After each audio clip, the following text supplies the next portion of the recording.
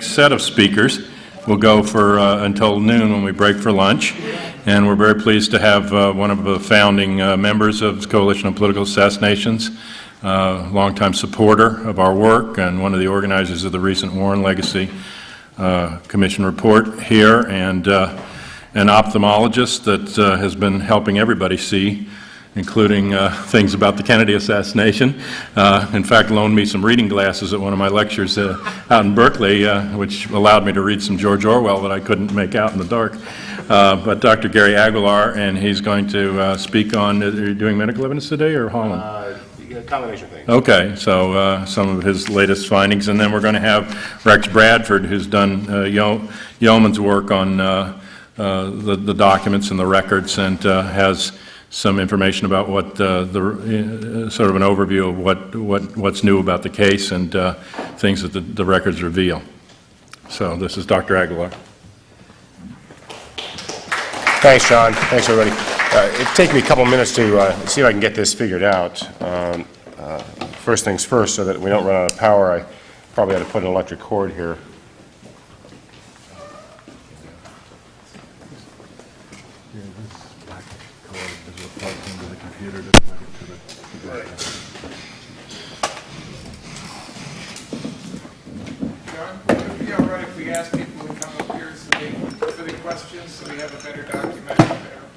Yeah, that's good. Fair enough. I guess we can do it that way, yeah. People are amenable. This is what plugs it to the projector. I don't know where it goes, but... And let me make sure. All right, we're going to try to get the projector. We want to see if we can figure out how to get this projector functioning.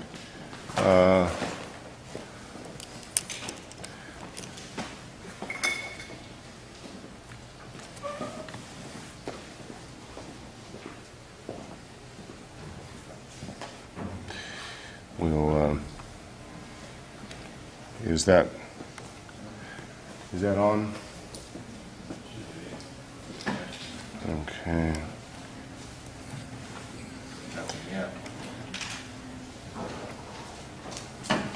And we'll try it again. Okay. And I'll get the lights for you here. All right. Well, again, it should be connected to the source now. I am Yeah, it is on. Here we go. Okay. All right. It worked. Oh, get the lights. Amazing enough. Okay.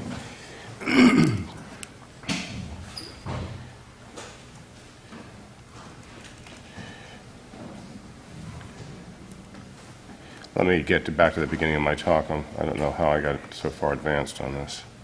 That's the better size. The other is too large for the screen. Okay. Is there any way of coning that down?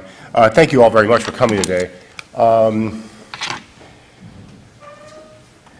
Let me get the images onto the appropriate. Well, there's no way of coning that down, making it a little bit smaller. Some of the images are going to project right through my head here. I'd be happy to move myself aside. It's off at the top as well. It's all at the top as well. Are you able to keep it on the other framing that you have the recorder? I probably could keep it on the other framing. Like that? That's better. Okay, all right. If you don't mind... Here, if you maximize it, I can zoom in. Okay, we can figure this out. Yeah, zoom in and maybe move it up a little bit toward the top.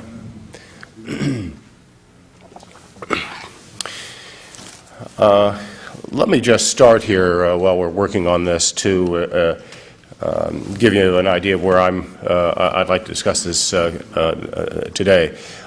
Some of you who were in Washington for the conference in September may know or will know that a professor of neurosurgery from the University of California at San Diego named Michael Levy, a very reasonable chap, came to give what was, I thought, a quite effective PowerPoint presentation on the medical evidence. Neurosurgery, a peer-reviewed medical scientific journal, has written now 2 of what they propose will ultimately be 3 articles on the Kennedy assassination. The driving force behind the articles are the recollections of a neurosurgeon who was present in Dallas in Trauma Room 1, apparently, Robert Grossman. Robert Grossman is now chairman of the Department of Neurosurgery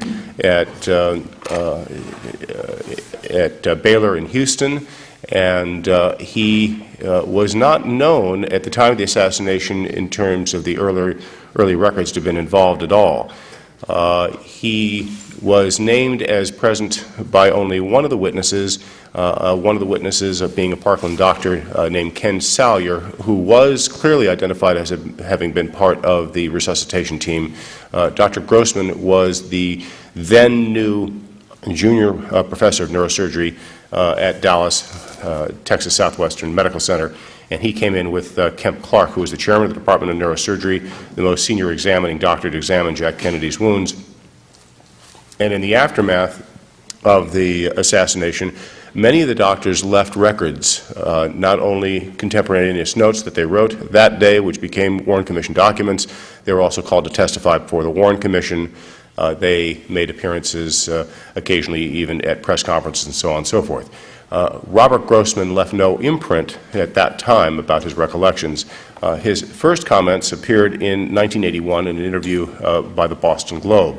And at that time, there was a great deal of controversy about the wounds being so different as described by the Parkland doctors as compared with the autopsy photographs that were then the subject of some controversy in the aftermath of the House Select Committee on Assassinations. For people who know nothing at all about these controversies, I'll try to outline it fairly simply and to say that at Parkland Hospital, the doctors that tried to resuscitate Jack Kennedy noted that he had a large wound that involved the right rear portion of his head. The back of the head, there is a bone called the occipital bone, and so it's often referred to as occipital.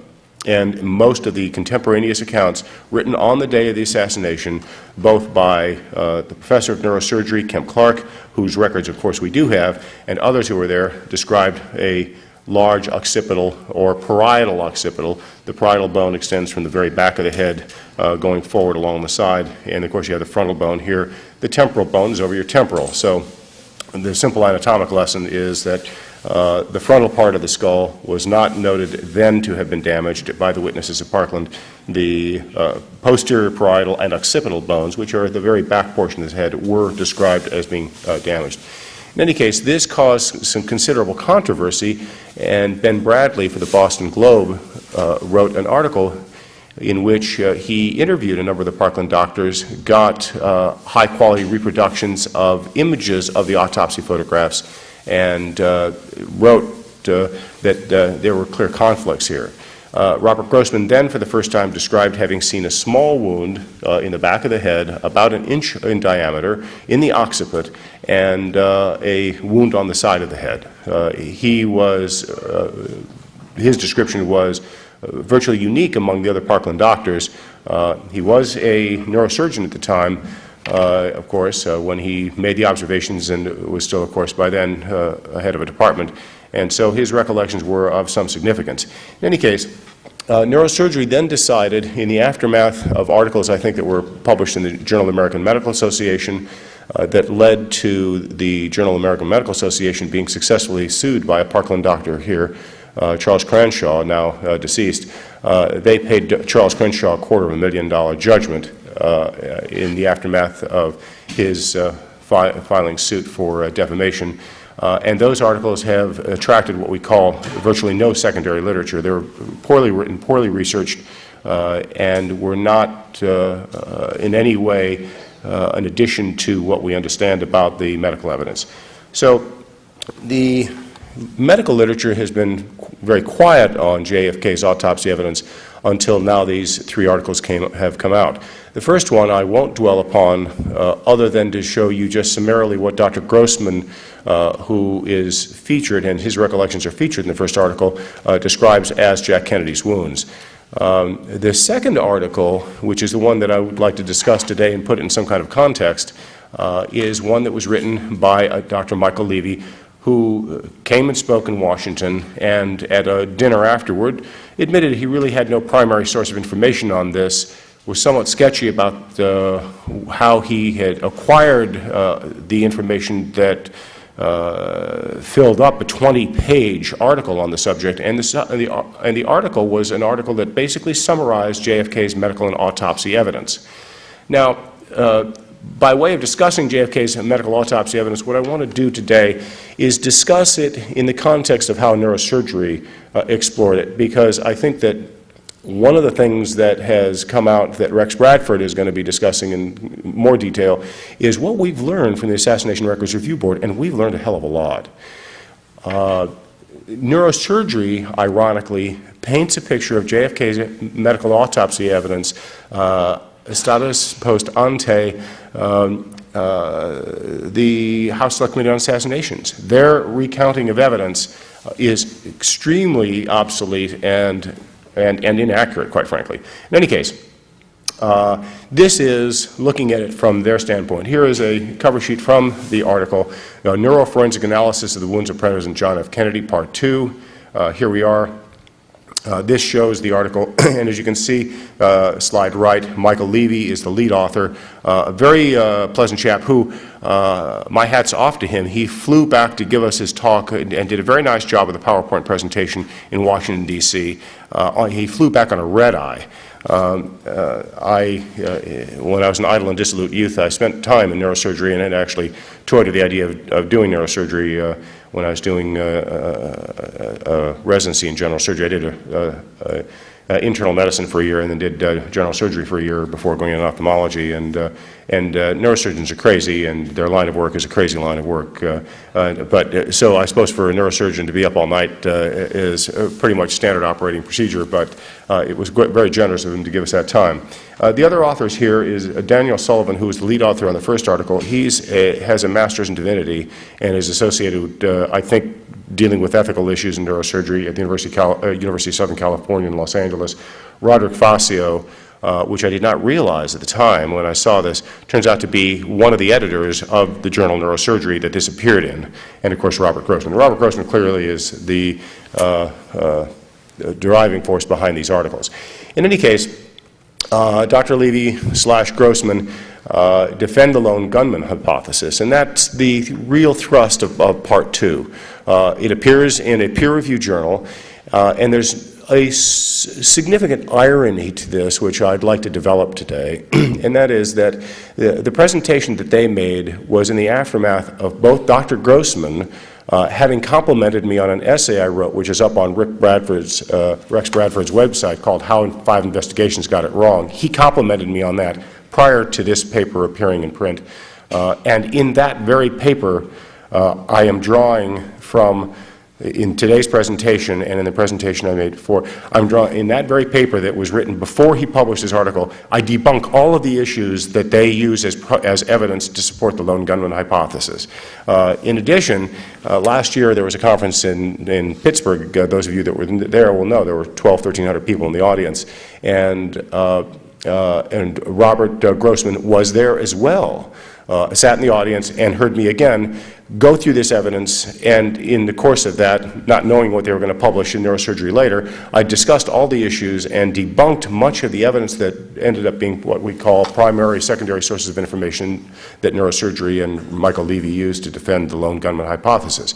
But the state of the case today from the medical standpoint, I think, is embarrassing for me as a physician, that men who know better, who knew who to ask about this evidence, who knew who to get as a peer reviewer, i.e. me, didn't think to do so. And I say that not out of just personal boastfulness or pique. It's just that for those of you that have seen How 5 Investigations Got It Wrong up on the web, you don't have to take my word for a testimony, because it's hot linked to source documents online. HSCA testimony, Rockefeller Commission stuff, AARB releases, all that sort of stuff is available online. You can read it, you can check it for yourself. In any case, they knew this before they wrote this article and nevertheless put it out anyhow, and it's embarrassing to me. I don't think that they would have done it in any other neurosurgical topic, but they did it in the JFK. In any case, they argue for the lone gunman hypothesis, basing their defense on both primary sources of information, as you can see, top left, and secondary sources of information.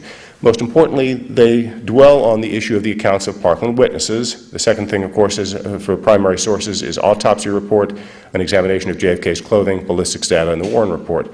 The secondary source of information that involved certain additional ballistics tests, which we're going to go into. The Clark panel review, a group of acknowledged experts that looked at the evidence in 1968. Dr. Latimer's review that occurred in the late 70s. Dr. Weck's review, the House Select Committee on Assassinations report, and the AARB's report. Now, ironically, even though they mention the AARB and its report, they incorporate none of the findings in the AARB, as I'll develop. In any case, let's start with the primary sources, and these are the Parkland witnesses. Nothing was more central to JFK's injuries than his skull injuries. So as we can see, these are taken from original documents either written on the day of the assassination or in testimony given before the Warren Commission. This is not something that I collected later on. I do have all their testimonies, everything they've said about the wounds, but these are their original earliest statements.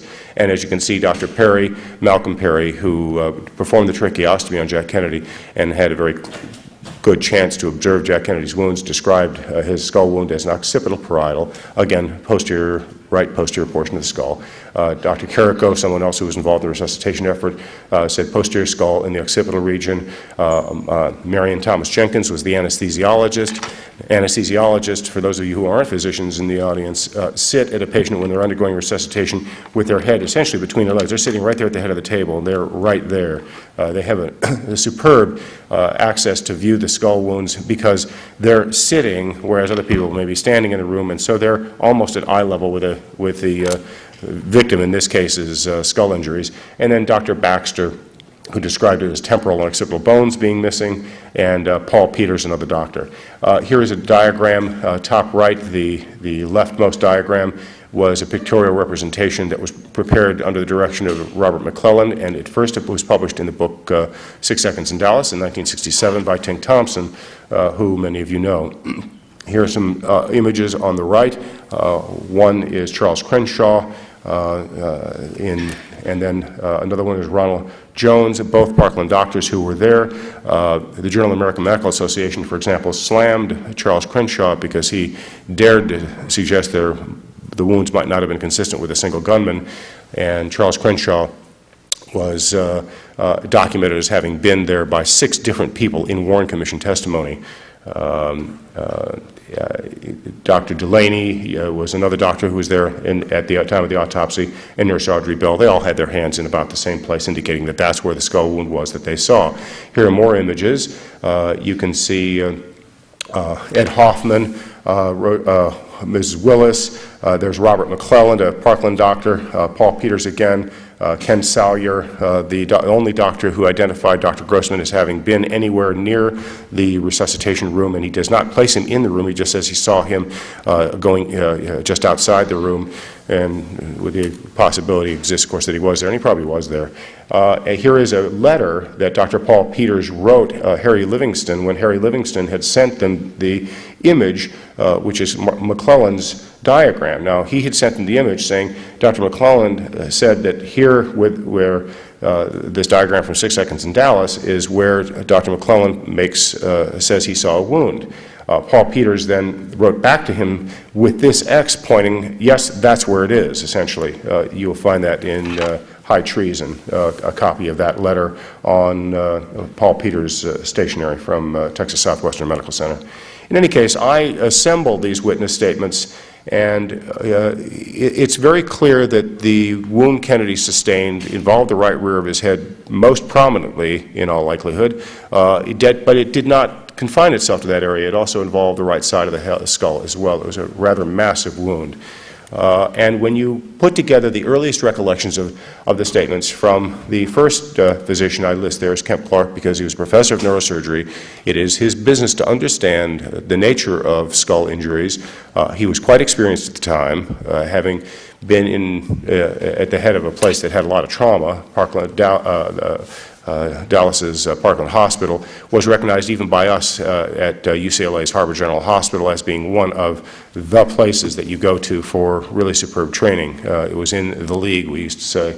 In any case, and you can see how it all lines up here. Virtually all of them said the wound involved the right rear of the head. Some also made note that it was involved the right side, and even some had it going from front of the skull to the back of the skull, Adolf Giesecke. I put an asterisk behind Giesecke's name there, number 13, because he's the only doctor to pick the wrong side of the skull when he gave his recollection. He said it was on the left side of the skull. Everybody else, of course, got it right and said it was on the right side of the skull.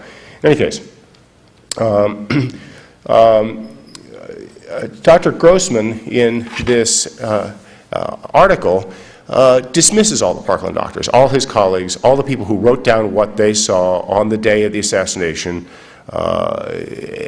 saying that, well, doctors do use the term occipital somewhat loosely to mean, sort of toward the back a little bit, but not very specifically. And again, I just recount here that Dr. Perry, Carrico, Jenkins, Baxter, and Peters all use the term occipital. And about that, Dr. Grossman said many doctors loosely use the term occipital to refer to the back fifth of the head. And of course, he wanted to distinguish himself from these doctors who use the term loosely, because he's a neurosurgeon, and neurosurgeons specialize in head injuries. They know exactly how to use the term and are quite punctilious about their use. Again, we have the non-neurosurgeons, but experienced trauma surgeons who, from my own experience as having been a chairman of the Department of Surgery, having been in general surgery and done lots of work in the various specialties, I don't think any of these trauma specialists, nor would I have been when I was doing that kind of work, none of these people tend to be terribly loose with that term. In any case, let's compare the term with what Dr. Kemp Clark, who was then the chairman of the Department of Neurosurgery at Texas Southwest Medical Center, said, and Kemp Clark was Robert Grossman's boss. At the time, much more experienced in wounds than Grossman was. He described it as there was a large wound in the right occipital parietal region. That's what he wrote on the day of the assassination. In testimony for the Warren Commission, he said there was a large wound beginning at the right occiput extending the parietal region. So perhaps Dr. Grossman wants to dismiss all the Parkland doctors because they're loose with the term occipital, which I think is unfair, given that they wrote their recollections immediately and he waited 18 years to write his. But I don't know what he's going to do with Dr. Kemp Clark, and in fact, he doesn't really do much with Kemp Clark. It's interesting that what is apparent to me is that the writers, the authors of neurosurgery, are not familiar with what Dr. Grossman himself had told the Assassination Records Review Board. Apparently, they were a little bit dissatisfied, shall we say, the Assassination Records Review Board was with Dr. Grossman. And there was a quote in there by one of the interviewers who said that repeatedly during the interview, Dr. Grossman suggested that we need to interview Kemp Clark, and said that he felt Dr. Clark's observation would be more accurate than his own, since Dr. Clark had much more experience at that time than he with gunshot wounds to the head and neurosurgery in general, and of course he had been. And of course, Kemp Clark was quite clear that the wound involved the occiput and occipital parietal area. No attention was made or paid to by neurosurgery to the fact that eyewitness testimony is notoriously inaccurate when one has seen an event and not recalled it or written it down or left any record of what that recollection is until 18 years later, which is the case with Dr. Grossman. You have Gerald Posner even weighing in on the fact that testimony given closer to an event is liable to be more accurate. And of course, the reigning authority on eyewitness testimony, Elizabeth Loftus, whose book Eyewitness Testimony has been republished by Harvard University Press, I think 5 or 6 times now, the most recent edition being, I think, 3 or 4 years old. That is not from where I take this particular quote, but she is one who has made it very clear what the factors are that degrade memory, and of course, principal among them is a long duration between the event and the time when the event was recalled. In any case, we have to decide whether we should take Dr. Grossman's advice to not listen to any of the Parkland doctors, including the doctor who he says, presumably the doctor who he said had a better vantage point and was more experienced, Dr. Kemp Clark. None of this gets short-shrifted in neurosurgery. They really muff it, and they don't explain why it is we should take the opinion of a man over all these other experts, including his own boss. In any case, we'll go on to another source of primary source of information used by Dr. Levy and Grossman is the autopsy report. The autopsy report describes JFK's skull wound as being a large irregular defect, and this is direct quote, large irregular defect of the scalp and skull, parietal, temporal, and occipital areas measuring 13 centimeters in its largest diameter. And this is the diagram, the Rydberg diagram that was prepared, showing a wound that pretty much conforms more or less with what you might get from the written description. And you see the bullet coming in low, where it says in, low in the back of the skull, in the area of the, near the external occipital protuberance, low in the back of the skull, and coming out toward the side, right side. But while he calls the autopsy report a primary source of information, neurosurgery and Dr. Levy and Grossman say nothing about another primary source of information, which are notes taken on the night of the autopsy. Now, notes taken during a procedure, during any kind of a laboratory examination, bench notes as it were, original handwritten autopsy notes, are perhaps the most important piece of evidence there is and clearly merit being considered as primary information. The reason that these are so important in this particular case is that whereas the autopsy report says that the wound is 13 centimeters in greatest diameter, on the night of the autopsy, you can see this diagram here, and right in the middle you see the word 17, or the number 17, and the word missing underneath it. Dr. Boswell, who prepared this diagram, was asked, would it be fair to say that when you first examined the body prior to any arrival of fragments from Dallas, the skull that was missing, from approximately those dimensions of 10 by 17? And Boswell said yes. So it turns out that the skull wound wasn't 13 centimeters. It was much larger than this, at least 4 centimeters larger than this. 17 centimeters is quite a huge defect. And here you can see this, arrows pointing forward to aft. Here is a color version of the diagram taken on the night of the autopsy. And you can see these blood splotches on this diagram. Those are Kennedy's blood splotches. Dr. Hume said that he testified that he destroyed the original autopsy notes because they had the presence of blood on them. And of course, the ones that he didn't destroy also happened to have the blood on them. I'll discuss that later on. In any case, you can see here that we have a diagram showing 17 centimeters missing, and this is a diagram on the right prepared after Dr. Boswell had marked on a skull of a human skull how large the skull wound was. They then transposed the images on the skull, which I'll show you in a minute, to two-dimensional skull diagrams that I provided them from a standard anatomy text, Grant's Atlas of Anatomy. And you can see how large this defect was. Now, I didn't bring it today, but I've often brought a human skull to show people that if you put a ruler to a skull and you assume that the wound was way at the high portion of the skull, there isn't a 17 centimeters in front of that to go. You have to carry that wound way into the back of the skull for there to be a full 17 centimeters. In any case, here's a diagram based on Boswell's testimony to the Assassination Records Review Board, and here's a skull showing how far in the back of the skull it went. This mark about here, there, is the external occipital protuberance, and that area of skull that area of missing skull was quite massive. So here we can contrast them between what was originally part of a perhaps not primary source of information, but a secondary source of information, the diagram showing that skull wound, and the one on the right showing how large it really was. Now, this next evidence they used to argue for the lone gunman has been evidence that has been bandied about for quite a long time and has been discredited even longer. We owe the original debunking of this evidence to Harold Weisberg's book, 1975, in Postmortem on page 600. He debunks this bit of business. In any case, this business that the idea is that Jack Kennedy was shot from behind, and the fibers in the back of his jacket and shirt are bent inward. The fibers in the front of the shirt are bent outward, indicating the direction of the travel of the bullet.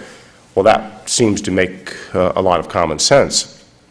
And in fact, in Kennedy and Lincoln in 1980, John Latimer says that a, quote, analysis of the cloth fibers which had shown traces of copper, which had also revealed that the fibers had been bent inward, indicating that this was a wound of entry according to the FBI laboratory tests. In other words, the FBI laboratory test, John Latimer is telling us, saying that the wound has a wound of entry because the fibers are bent inward.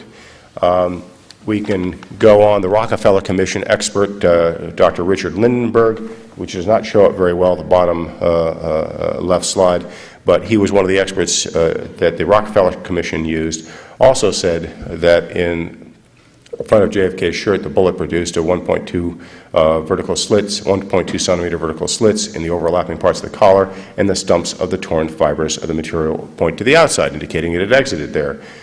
Kenneth Ron, who runs the modestly titled the academic JFK Assassination website, includes among what he calls reliable evidence the fact that the fibers around the hole in the shirt and the jacket were bent forward. So this is evidence that is, even to this day, is touted as reliable evidence, important evidence. And neurosurgery discussed the business of bent fibers 4 times in the article. Here we are. Dr. Levy says these clothing changes were characterized during an initial examination by the FBI laboratory, he says. And he gives this quote. And here's the quote, and you can see on slide left, the hole in the front of the shirt was a ragged slit-like hole, and you can see also in slide right that this quote comes directly from that. Does anybody have a laser pointer? I didn't bring mine. Anyone happens to have one, would be helpful. But you can see that in slide left, the hole in the front of the shirt was a ragged slit-like hole, and that is a direct quote, and this is a page taken from the House Select Committee on Assassinations. Now, what he didn't tell you was, because he said that it came from the FBI laboratory, that this quote that the HSCA repeated did not come from an FBI laboratory report. It came from a letter J. Edgar Hoover wrote the Warren Commission. The initial FBI lab report said nothing about the fibers being bent inwards or outwards. And in fact, you can see, because this quote of Levy takes you to a footnote, and that footnote takes you directly to paragraph 255 in volume 7 of the HSCA. And whereas he talks about the FBI laboratory, it makes it very clear that in the correspondence from Hoover to Rankin referred to earlier, Hoover further characterized the defect in the shirt. Now, the next paragraph is even more telling. The HSCA tells you that this idea that the fibers were bent comes from Hoover, and the HSCA then advises you in the very next paragraph, 256, while the FBI's laboratory's initial description did not offer evidence concerning the direction of fibers, the observation in this letter were substantive evidence of the direction of penetration, provided that the position of the threads had not changed in the interim. As stated previously, the panel itself, that is the House Select Committee on Assassinations Forensics Panel, cannot assess evidentiary significance to the fiber direction because of the numerous intervening examinations. All this is left out of the Ken Ron doesn't talk about it, Michael Levy doesn't talk about it in neurosurgery, John Latimer doesn't talk about it, and all this was published since essentially the HSCA had debunked bent fiber evidence. Now, the bent fiber evidence had, in a way, been somewhat quietly debunked even by the FBI lab expert Robert Frazier. And he was the first one to examine JFK's clothes, and in his Warren Commission testimony, he said that JFK's bent shirt fibers were indicative of exit only, quote, assuming that when I first examined this shirt, it had not been altered from the condition it was in at the time the hole was made. In other words, he was unwilling to commit himself even to the fact that this evidence was very important or useful. And again, we have the HSCA saying very much the same thing.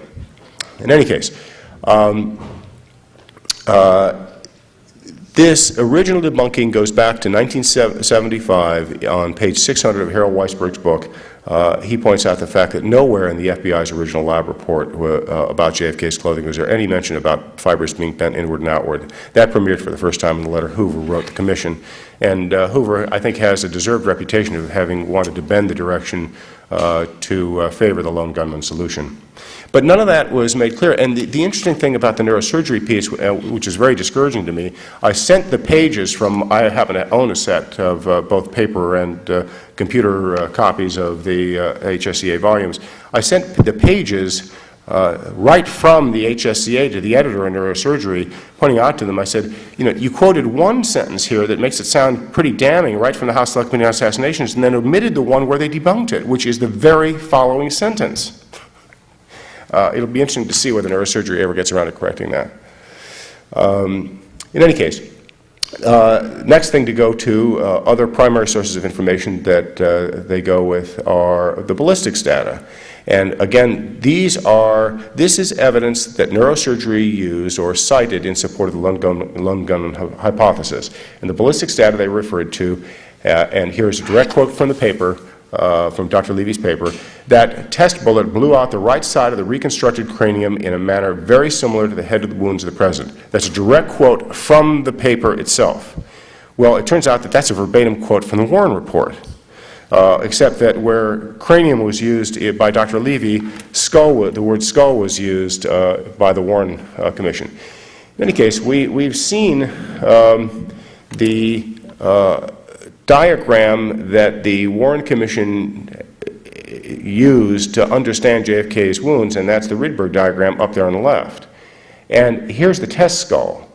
Now, I don't know if it's apparent to you or me that there is a slight difference between the two, but it's very interesting to then read Dr. Olivier's testimony to the Warren Commission. Dr. Olivier was the expert who testified before the Warren Commission about their shooting duplication tests. And in these duplication tests, he said that skull blew out the right side in a manner very similar to the wounds of the President. Now, the one thing that's evident to anyone looking at this image right here is, as Dr. John Latimer even pointed out in his book, Kennedy and Lincoln's, why did the attempts by government ballistics experts to reproduce President Kennedy's head wounds not produce skull wounds more similar to Kennedy's? And sure enough, in the test skulls, the entire right orbit, the upper portion of the cheek, and the right frontal bone was blown out, as was the entire right parietal area and a lot of the occipital area. Jack Kennedy's, here an autopsy photograph, bottom left. I've seen the original, and this is a bona fide original image. It's a second or third generation, but that's what the originals will show you. And the Rydberg diagram, of course, makes the point that the Warren Commission then knew that there was no damage to his orbit, no damage to his frontal bone, to speak of, perhaps a slight damage to the posterior portion of the frontal bone, no damage to his right cheek. They did shooting experiments to duplicate the experiments. The experiments gave quite incompatible results, and yet they called this an adequate duplication of the shooting, and that it proved that the shots fired probably would inflict the wounds that Jack Kennedy sustained. No one in the Warren Commission was impolite enough to suggest, even though they'd already seen the Rydberg diagram, that the skull looked nothing at all like it. And this isn't just a Warren critic who is making sort of an unflattering comment about this. This is even John Latimer noted that these were quite different, but it was not noted then. The next thing to dwell upon, I think that's worth discussing, is how, in terms of a primary source of information and the shooting tests, the House Select Committee on Assassinations decided that Jack Kennedy's head wound was caused by a bullet that did not go in, as indicated in the central image, low in the skull, through near the external occipital protuberance, that had gone through the skull much higher. That's what both the Clark panel, the House Select Committee on Assassinations, and the Rockefeller Commissioner, all three of them later decided, and what is the view of a lot of people, that the bullet went in much higher toward the top of the skull and not as low as originally described in the original autopsy report. a couple of things are worth mentioning, that the duplication tests, they did shoot the skulls through that red line there, and they got exactly the kind of results that you would have expected by where that line will carry the bullet forward. A bullet traveling in that trajectory, striking the skull low, will give you the image that you see on slide right, showing the massive loss of the right orbit, right cheekbone, and so on and so forth. The Warren Commission, and I did not dwell upon this, and Dr. Levy in his paper did not dwell upon this, was not above sort of jimming the evidence a little bit to try to make the evidence fit the circumstances. The image on slide left is taken from Tink Thompson's book, where even in 1967 he noticed the fact that the Rydberg diagram was drawn presumably to depict the position of Jack Kennedy's head at the moment he took the shot, showing the bullet coming in and going out. And you'll notice one thing, of course, the bullet, according to the autopsy report, is supposed to have gone in very low in the head, and if it went in low in the head, it would have come out the face. So what they did was tilt Jack Kennedy's head forward in the Rydberg diagram even more than it was, as you can see at the bottom of that slide. His chin was not nearly bent as far as that, but to make the trajectory work, the Warren Commission tilted the head down. Not worth going into in any great detail, but there was some background discussion by Warren Commission members to make certain that the angle of inclination of the head tilt in the Rydberg diagram matched the pictures, and it's very clear it did not. No one bothered to correct the error or to show what the implications would be if the error had been corrected.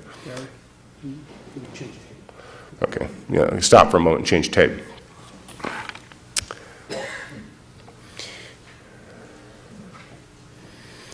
I can dwell on this again, but this is quite interesting. If you'll actually hold an image of 312, and the slide at the bottom left here is 312, which is the instant before Jack Kennedy takes it in the head, and you compare that side by side with the Rydberg diagram, you see the Rydberg diagram has Jack Kennedy's head tilted about another 15 degrees, chin downward. And see, if the chin is that much further downward, then you can then kind of reconstruct it with the bullet coming in low, coming out toward the top of his head, because his chin is tilting downward, his forehead is then tilting downward further away, and that can allow for the kind of wounds that he was known to have sustained, according to the autopsy report.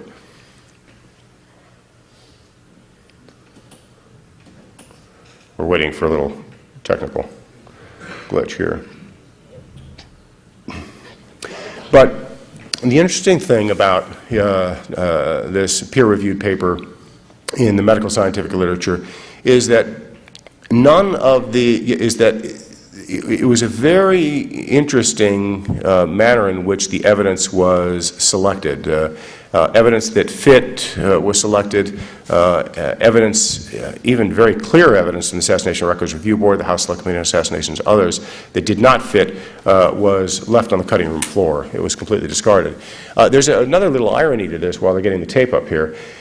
In the end, on the last page of the paper, and I actually have it here on my computer if anybody wants to see it or wants a copy of it, the neurosurgery paper, they have letters that were published with the publication of the paper, indicating, of course, that the authors of these letters had seen the paper and presumably had some comments. Well, one of them that wrote favorably about how the paper brings us up to date on the medical autopsy evidence is a guy named Larry Sturdivant, who is known to some of you here in the audience.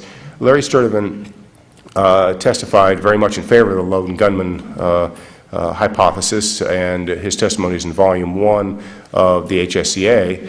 The other thing that I didn't realize at the time is that Larry Sturdivant worked with these duplication shooting tests, in which, as we're showing here in these diagrams, these shooting tests were reported on by Laurence Olivier for the to the Warren Commission, working at Edgewood Arsenal at the time. And Larry Sturdivant worked for Edgewood Arsenal and testified to the fact that he was involved in these, quote, duplication, unquote, shooting tests. So I have wondered and have been reluctant to ask whether Larry Sturdivant is the one that suggested that they present this, the experiments that he was involved in producing. Can I go on? Yes. Okay. So we'll pick it up now. So to carry forward into other primary sources of information that were not called primary sources of information, or were not considered as that by neurosurgery.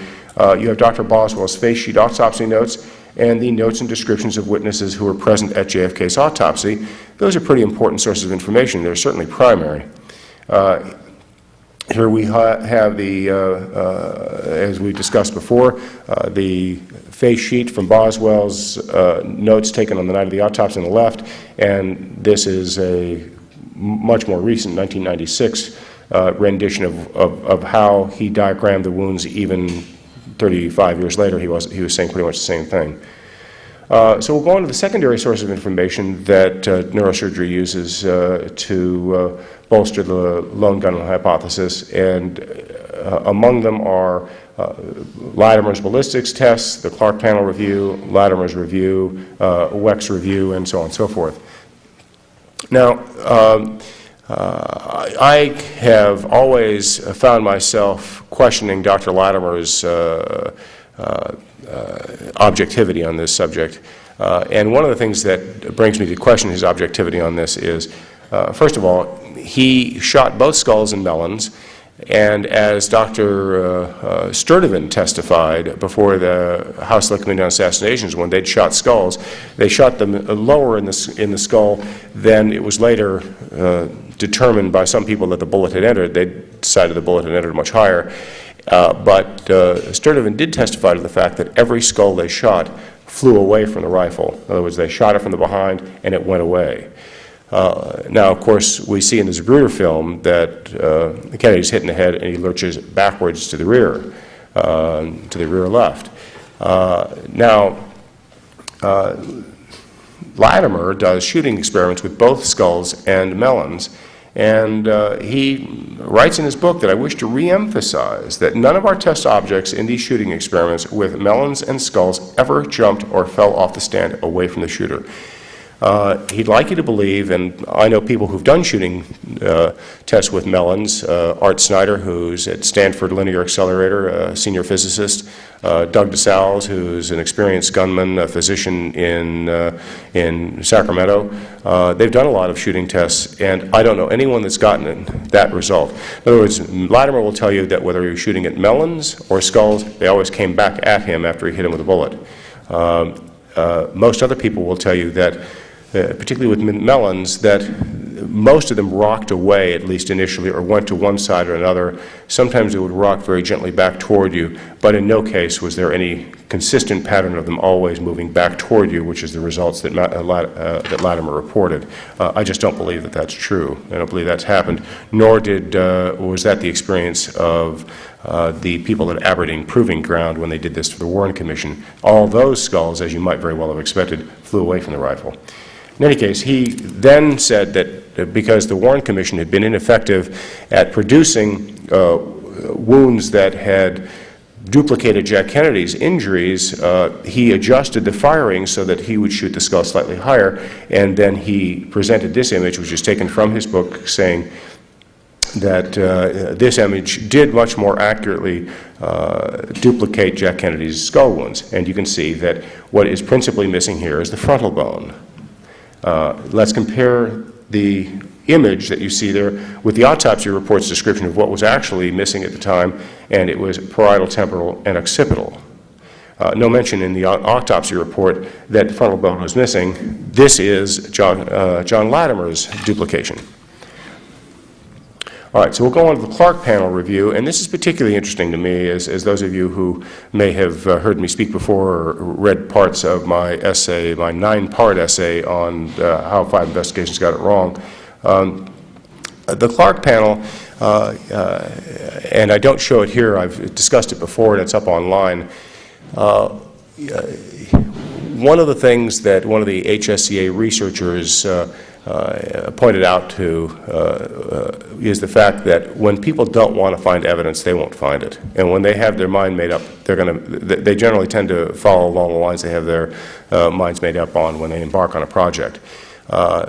In a letter, one of the Clark panelists, Russell Fisher, I'm sorry, not in a letter, but in an article he wrote in a scientific journal, he describes the fact that he got a call from the Attorney General of the United States asking him would he rally around and do some research for them on Kennedy's autopsy materials. And he was told by Ramsey Clark that Ramsey Clark was very concerned from what he had read in some of the galleys for Tink Thompson's book, 6 Seconds in Dallas. And he wanted some independent people to review the autopsy evidence to dispel some of these myths being put forward by Warren's skeptics. Well, Russell Fisher clearly had an idea of what he was being asked to do, and that is essentially endorse the conclusions of the Warren Commission. And so they went about their work and they produced a report. And one of the reasons that makes you suspect that they were not very cautious about their work, had basically determined at the outset what the conclusions were going to be, was because of one could determine that they'd worked that way because they were enormously sloppy in their work. We're not talking about, subtle errors. We're talking about the kind of errors that residents wouldn't make, at least none of the residents that I've taught or worked with, and certainly not experienced professional heads of departments. The Clark panel asserted, for example, on number 1, top left, that both of JFK's lateral skull x-rays were left lateral. Well, in fact, they aren't. One's left lateral, one's right lateral. You don't have to be a chairman of the Department of Radiology to realize that. The Clark panel also asserted that on lateral x-ray number 2 that there was a fragment trail. And this fragment formation's long axis, if extended posteriorly, passes through the above-mentioned hold 1 centimeter above the visible metal fragment. I'll discuss that in a minute. In other words, they're saying there's a nice fragment trail going across the top of the skull, showing that that's right where the bullet passed. And it goes right to where they said that fragment trail goes right to where they said the bullet entered, 10 centimeters above the original placement for it. We'll be discussing that in a minute. It turns out the fragment trail is even higher than that, significantly higher than that, according to the Clark panelists later on. According to my own view, the Clark panelists, I'm sorry, not the Clark panelists, but the House Select Committee on Assassinations, they said there were no bullet fragments on the left side of the Jack Kennedy skull x-rays or on the lower portion of Jack Kennedy's skull x-rays. Well, there are some. Just to the right of the cervical spine, number 4, there were several small metallic fragments present in this region of the x-ray. Those aren't metal fragments. They're artifacts. All the subsequent radiologists that have looked at this are all in agreement on the fact that these 4 things are entirely wrong. They weren't that careful about their work, the Clark panel wasn't. Let's go through that assertion number 2, because I think this is the most telling. The original Warren report and the original autopsy report has a fragment trail going from the bottom of the skull, right here, forward. Well, even on this not very good quality image, you can tell there's no fragment trail down that low. But that's written in the autopsy report as saying that the x-rays revealed a fragment trail going from the low entrance point near the external occipital protuberance, which is this area here, forward toward the top of the skull, or toward the front portion of the skull. Well, the Clark panel decided that the bullet had entered where that short arrow is, right in that little divot there, and it says that on lateral x-ray number 2, this fragment trail on long axis, if extended posteriorly, passes through the above-mentioned hole 1 centimeters above the visible metal fragment. Now, I wish I could demonstrate that visible metal fragment to you. I'll to show you where it is, but you won't be able to see it in the x-rays, and it's even hard to see in the originals. The visible metal fragment is about there. And you see right above that there's a crack in the bone, and they would have you believe that they reported, the Clark panel did, that there's a fragment trail going right from there forward. Well, that's not where the fragment trail is. Even on this enhanced image that was published by the HSCA, you can see where the fragment trail is, and it's about 5 centimeters above that. But they had their conclusions. They knew what they wanted to say. They knew what they wanted the evidence to show, and so they just reported it out as if it did show that. Another assertion, the autopsy photos show a well-defined zone of discoloration at the back wound, most pronounced on its upper and outer margin. Now, some of you are familiar with the concept of abrasion collar, but for the majority of you who may not be, when a bullet hits perfectly perpendicularly, it leaves a little bruise that's perfectly circular. When it comes from above and strikes hitting downward, it stretches the skin at the upper edge of the wound first and leaves a larger abrasion collar above. If it strikes from below, it leaves a larger abrasion collar from below. And that's how you can sometimes tell the direction a bullet hit from, by where the abrasion collar is, because it will be asymmetric if it has not hit perfectly perpendicularly. So the Clark panel tells us that there was a well-defined zone of discoloration at the edge of the back wound, most pronounced in its upper and outer margins. Good solid proof. The bullet was coming down at him because the abrasion collar is at the upper edge of the wound.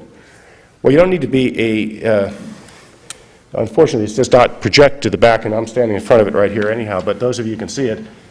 Here's a much larger abrasion collar below than above. This is an image from the autopsy photographs, and it's even clearer in the originals that the abrasion collar is, and it's just it's not just my saying so.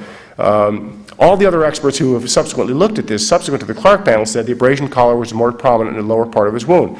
The Rockefeller commissioners and the House Select Committee on Assassinations forensics experts all said the abrasion collar was low at the lower portion of the wound. And they explained it by saying that Kennedy was bent forward at the time he was shot in the back, and therefore the bullet traveled up through him. But again, the important thing is the Clark panelists had decided what they wanted the evidence to show. They wanted the evidence to show the bullet went up above here, so now they have the fragment trail going there, even though it doesn't. They want to have the bullets coming down, hitting him in the back, so now the abrasion collar, which is a subtle forensics detail, is at the upper end of the wound, when in fact photographs show that it is not. Dr. Latimer's review, again, don't want to dwell on this other than to show that Latimer himself was abysmally inaccurate in terms of assessing the factual evidence. Here is his skull diagram showing that most of the damage, this is a close duplication, he said, gave very clear and similar duplication of Jack Kennedy's wounds, and you can notice that the front part of the skull is missing and the rest of it's fine, whereas even according to the Rydberg diagram, at least the posterior and the parietal and posterior parietal bones were damaged and missing. And of course, the Boswell face sheet shows that much more was missing than that. Here is Dr. Latimer in the central image here on the bottom. That's his depiction of the skull x-rays, and he shows the right orbit missing. Well, or at least portion of the right orbit. That it's broken away at that point. Well, it's not broken away at that point. This is an image David Mantic prepared on the original skull x-rays when he and I were there together. We worked on this diagram together. And it shows that most of the frontal bone is intact. There is a little bit missing at this point, and this is where the skull is. This is the kind of image Dr. Latimer wrote. He's just not particularly very reliable, unfortunately. Dr. Weck's review I won't discuss in any detail other than to say that a number of experts by then had looked at the autopsy evidence, and no one had come back out to the public to say, hey fellas, Jack Kennedy's brain is missing from the file of evidence, and so are other evidence, including tissue slides. Now, this is very important primary evidence. This stuff just vanished.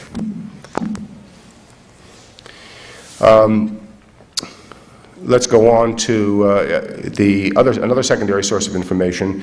Dr. Levy reports in neurosurgery that Dr. Humes told the House Select Committee on Assassinations that after writing the report, he destroyed the original notes because they were stained with the blood of the president, and he felt it would be inappropriate to retain them in that condition.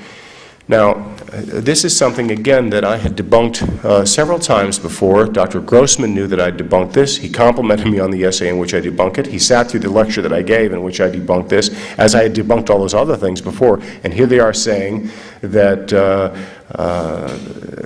that Humes, putting forward Humes' explanation that he had destroyed original autopsy evidence because it was stained with the president's blood. It's not too hard to see that in a color rendition of the surviving Boswell face sheet, that those splotches there are blood stains. Well, that prompted an interesting exchange when Boswell was being interviewed by the Assassination Records Review Board. Jeremy Gunn asked him, do you see any inconsistency at all between destroying some handwritten notes because they contain blood on them, but preserving other handwritten notes that also had blood on them? And Humes answered, well, only that the others were, only that the others that I destroyed were of my own making. I didn't or wouldn't have had the habit of destroying something someone else had prepared. Well, it turns out that not only had he destroyed his own autopsy notes, but he also destroyed Dr. Pierre Fink's autopsy notes. And Dr. Fink was complaining about his notes being having vanished after the autopsy. So Humes gave a very inconsistent account of that, unreliable. And perhaps this is one of the most interesting things, and that is that Dr. Levy reported something which has been debunked for a long time. I don't know whether I was the first person to debunk this, but the Assassination Records Review Board is the one that found this information.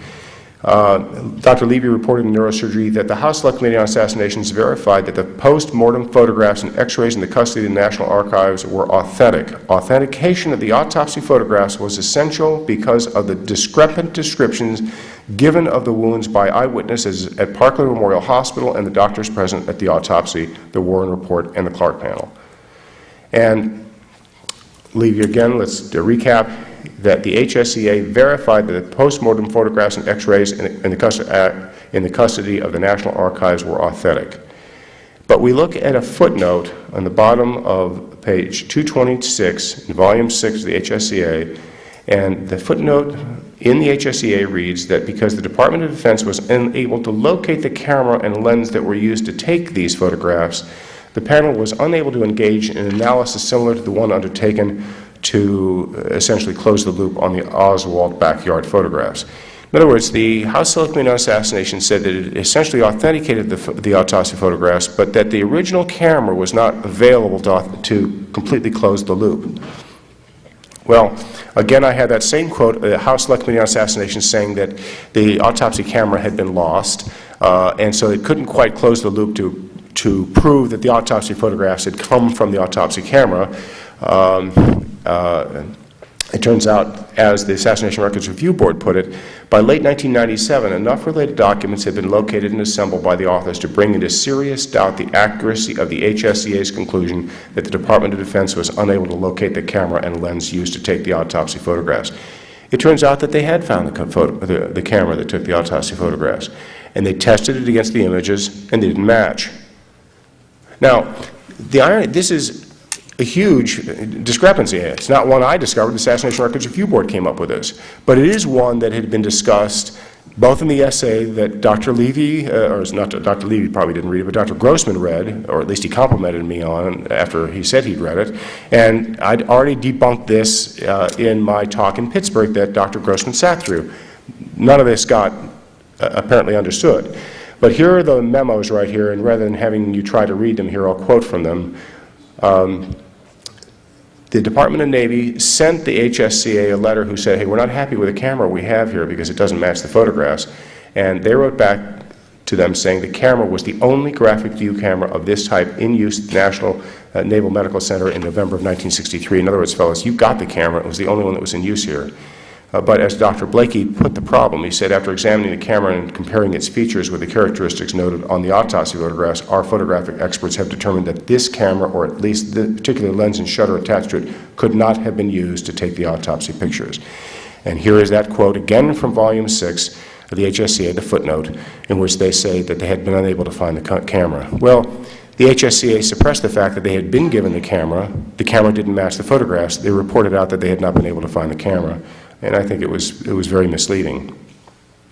Finally, I just want to dwell on the issue that Levy mentions here, that it was very important to authenticate the autopsy photographs because of the discrepant descriptions given of the wounds by eyewitnesses at Parkland Memorial Hospital and the doctors who were present at the autopsy. In other words, the Parkland doctor said he had a wound in the back of his head here, and of course, you know, the witnesses in the photographs don't show that. Well, that's not true either, as Dr. Grossman should have known, and if Levy had done his homework, he would know that too. This is something the HSCA misled us about. The HSCA wrote, and this is a direct quote from Volume 7, that the critics of the Warren Commission's medical evidence finding believe it is unlikely that trained medical personnel could be so consistently in error, because the autopsy photograph refuted all these Parkland doctors. And in disagreement, second portion of top left, in disagreement with the observations of the Parkland doctors are the 26 people present at the autopsy. All of those interviewed who attended the autopsy corroborated the general location of the wounds as depicted in the photos. None had differing accounts. Is that true? It turns out that they suppressed all these interviews. They interviewed the witnesses at the autopsy. They reported out that the autopsy witnesses endorsed the photographs and that the wounds were toward the front of the head, and yet they suppressed the interviews and you couldn't see them. They would not have been available until 2028 had it not been for the Assassination Records Review Board. Well, the documents come out, and the interviews come out. As well, we were later to discover, did the diagrams that these witnesses at the autopsy reported. Here's here's a fellow named Rudnicki, one of the lab assistants. He described the back right quadrant of JFK's head was missing. The mortician, Tom Robinson, said JFK's skull wound was directly behind the back of the head. The commanding officer of the military district of Washington said the skull wound was in the back of the head. And here, bottom right, are the diagrams they prepared, showing, as we'll see here again, a fairly consistent pattern. This top left image is one by an FBI agent. The second one to the right of that, another FBI agent, Francis O'Neill and James Siebert, side by side. The top right image is the mortician who prepared the skull for burial. Now, mind you, these guys have prepared these diagrams and given the HSCA testimony saying that the wound was in the back of the head. The HSCA then reports to the public, suppressing these interviews and diagrams, that they'd endorsed the autopsy photographs and refuted the Parkland doctors. The Parkland doctors who said the wound was in the back of the head. And so on and so forth. This is the image of the photograph they were supposed to have endorsed. All of those interviews who attended the autopsy corroborated the general location of the wounds as depicted in the photographs. And you can see yourself, these are the diagrams they suppressed, showing that in fact they did not.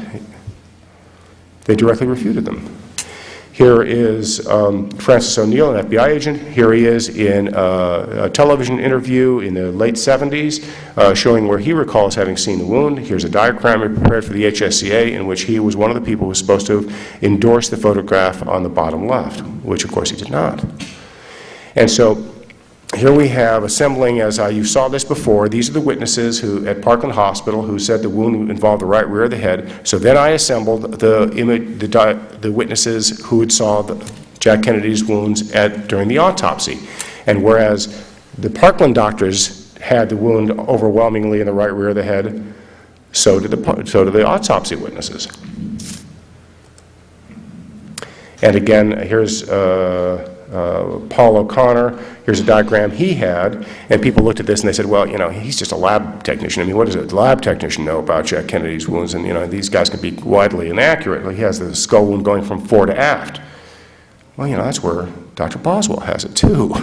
And that's where he had it on the night of the autopsy. There's an incredible consistency here, from autopsy pathologists to lab technicians to everyone who saw the wounds during the autopsy, as well as in Parkland. Now, why were the wounds so much larger during the autopsy than they were at Parkland? Well, one can imagine that you're during a resuscitation trying to keep somebody alive, not picking apart their wounds to see the full extent of them after their death, which is what you do during an autopsy. Autopsy findings characteristically show wounds to be larger than they were noted to be during a rushed or an emergent resuscitation effort. So the fact that they look larger at the autopsy is far from proof that they, in fact, were tampered with in the interim. I mean, they might have been. I don't, in fact, happen to believe they were, but that's not at all surprising. So then let's just, as a final slide, and this will be my second to last slide, these are diagrams that Dr. Grossman prepared for the Assassination Records Review Board along the top, or along the right side. And you can see at the top he has a small, about an inch across, 2.5, 3 centimeter opening in the head wound right there. That's where the bullet went in, he says, and he has an exit there. But look at the trajectory that you have to make those match. I mean, Kennedy's, to have taken a shot from Oswald's position, Kennedy would have had to have been bending down, tying his shoelaces at that point with his head really cranked forward for the bullet to have gone in where he says it went in and where he saw a wound and to come out on the side where he says it came out. You know, I gently nudged him about this, and he says, well, you know, all I can tell you is what I remember. The image in the center right here is the mortician. Was that the mortician? Robinson, I believe so. And then here you have James Siebert, bottom left, Aubrey Bell, one of the nurses. You see the consistency. Here's the autopsy, James Siebert and Aubrey Bell. Well, that's pretty good. There's Parkland, there's Bethesda. And here you have Robinson. He's the mortician. He has a little bit over to the side, but more toward the center. But again, involving the very rear bottom portion of the head. Jeremy Gunn asked the FBI agent O'Neill, I'd like to ask you whether this photograph resembles what you saw from the back of the head at the time of the autopsy. O'Neill says, this looks like it's been doctored in some way. This is all, you know, these people were supposed to have endorsed the autopsy photographs originally. He asked Mr. Siebert, another FBI agent, does that photograph correspond to your recollection of President Kennedy's head? I don't remember seeing anything that was like this photo. I don't recall anything like this at all during the autopsy, and it looks like it could have been reconstructed or something. It's a gentle way, I think, of saying doctored. Interestingly enough, this is something that they missed. Grossman has this long article about the autopsy evidence, but he doesn't know what he himself told the Assassination Records Review Board. When he was shown the Ida-Dox drawing, Doug Horn reported in the memo, when shown the Ida-Dox drawing, this drawing of the back of the head, autopsy image, Dr. Grossman immediately opined, that's completely incorrect. It shows a small little blood, and by the way, this diagram, let's compare this, just so you can see that. You see how large that looks, that so-called bullet entrance wound, the HSCA? Well, there are internal memos in the House Select Committee on Assassinations where the chairman, Dr. Bodden, writes the artist saying, you can do better than that, Ida. You can make that wound look more like an entrance wound. Because what did it really look like? Can you see it there? Almost invisible. I'll show you a color image. Here's a color image back up here a bit. Here it is. Where is it? Now, look at that little red splotch there. And in fact, before the HSCA, Dr. Humes looked at this image and said there wasn't any bullet entrance wound there. That red spot looks like a spot of blood to me. Doesn't look like an entrance wound. But you don't see anything that really looks gussy like an entrance wound. Now, when they draw this same diagram, they have the artist do it for the HSCA. What do? This is the HSCA. These people are supposed to be real objective, right? They gussy it up, exaggerate it. It's amazing how they shape the evidence. And you see this going in through all these investigations, you see a consistent pattern of evidence shaping.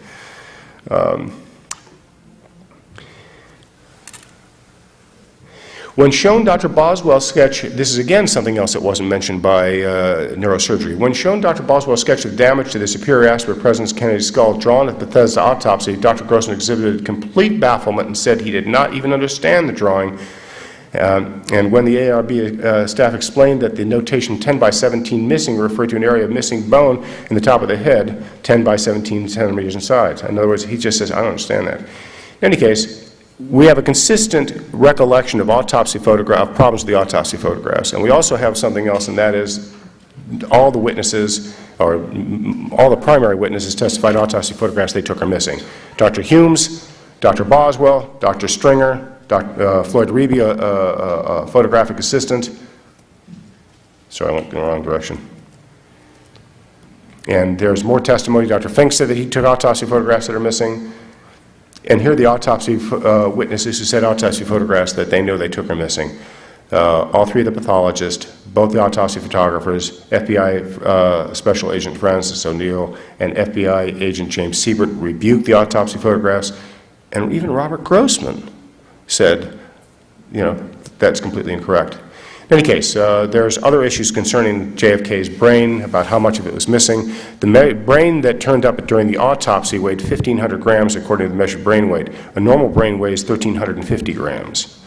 So the brain that turns up in autopsy is a brain that looks pretty much like this pen and ink drawing on the right, showing that it's certainly blown out to the side, but little material appears to be missing. Well, what's all this material you see missing in the Zapruder film being blown out of the side that's scattered all over the limousine occupants, all over the cops flying over? There's a lot of brain missing there. And you have all the witnesses, the autopsy saying a lot of his Kennedy's brain was missing, but the one that shows up in the autopsy doesn't seem to have that. Now, those of you that are familiar with the Assassination Records Review Board work say that there's good reason to believe there are two different post-mortem examinations of two different JFK brains. Here we are showing that. And what about the autopsy photographs that show this? And the autopsy photographer said that he took autopsy photographs of JFK brain tissues that are missing, and that the images were taken with a camera that he did not use, and yet he is supposedly the autopsy of record. No point in going through the business of eyewitness testimony, but there's reason. And here is the full set of JFK autopsy photographs. And I show them to you only for one reason, and that is, look at the slide left. They took a good image here of the uninjured side of his head, and they have images all around, but they have no good image showing the full extent of his wound from the injured side. They have it from the side here, but they don't have the head tilted aside, pulling the wounds open to show you. Because anyone in this room who is even, even among people who are not doctors, think that you would not have taken at least one photograph showing the full dimensions of the wound? They must have done that. One can be sure that they've done that. And in fact, Dr. Fink testified that they took such photographs, and they're missing. In any case, that's the end of my presentation. I want to thank you very much. And I just want to say that, again, neurosurgery is continuing the pattern of ignoring all new evidence that doesn't conform with a lone gunman hypothesis, so it would appear.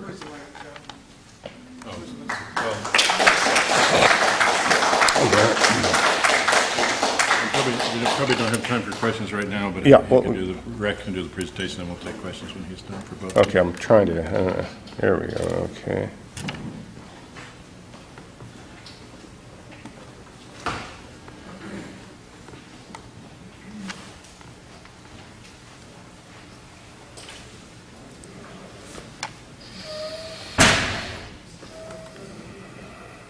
Sorry, I'm trying to get this to close out. Rex?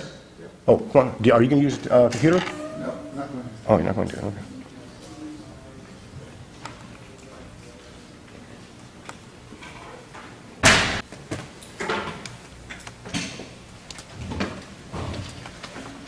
Thanks, Gary. Thank you. Our next speaker is going to be Rex Bradford. Just a few quick comments. There are copies here of a William Weston piece called The Two Oswalds, You Are the Jury, available. Brought like about 40 copies, so they're available free here outside on the table. I'll mention again, there's a sign-up list, first come, first served, for a Sunday brunch between noon and 2 this Sunday at the Antares restaurant, which is up at the top of the Needle at the Hyatt Regency. 25% discount for the brunch, and there's a sign-up sheet out on the main table if you're interested in participating in that. So we'll have Rex speak and then take questions for both he and Dr. Aguilar. And Rex Bradford works with the Assassination Archive and Research Center on the board, I think, now, and has done a lot of work of compiling the new documents on CDs and looking through a lot of the new documentary, especially medical evidence. So this is Rex Bradford.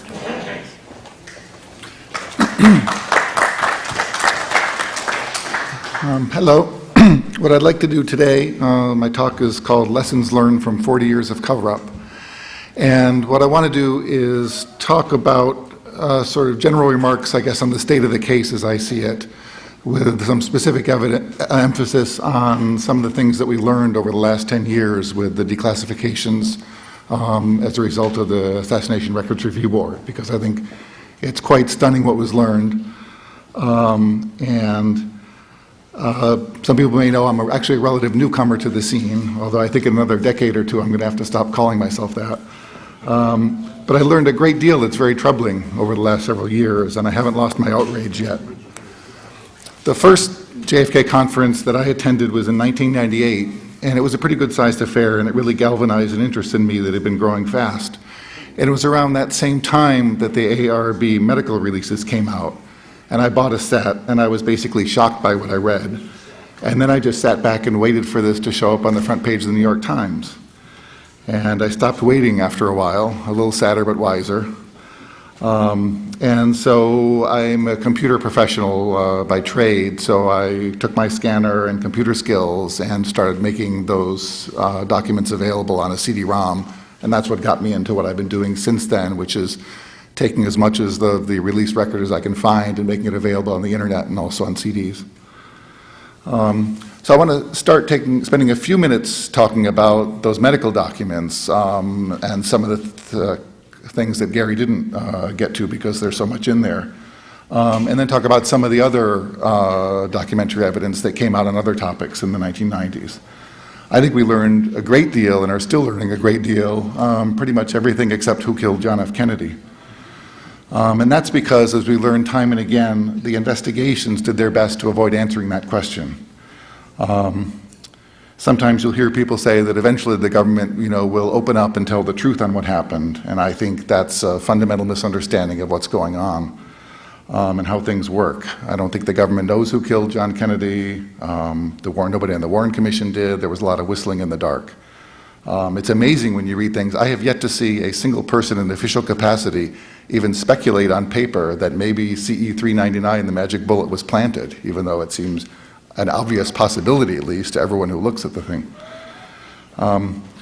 So if the president was murdered by multiple gunmen, then his body would more than likely show evidence of more than one direction of shooting.